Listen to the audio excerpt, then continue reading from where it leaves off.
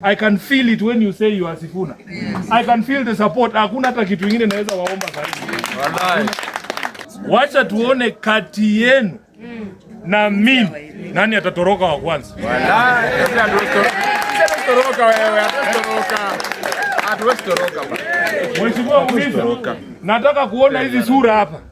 Kati yenu na mimi nani atanunuliwa wa kwanza? Hatuwezi nunuliwa bwana. Acha tuweke bet leo, si ndio? Si mnaogopa nitanunuliwa? Pia mimi naogopa mtanunuliwa. Mnaogopa nitatoroka? Hata mimi naogopa mtatoroka. Siku ile nitageuka nyuma. Nikumbuke ile group ilikuwa hapa kwa Muhisa.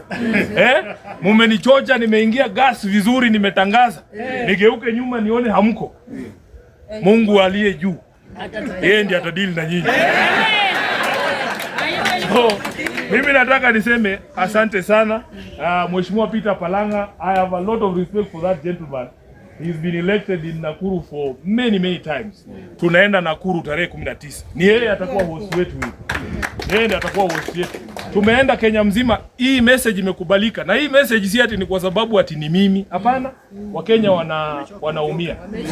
Wakenya wanaumia na Wakenya wamechoka. Ufisadi imefika level ambaye hatuwezi kuzungumza. Sasa hii kila kitu inanunuliwa.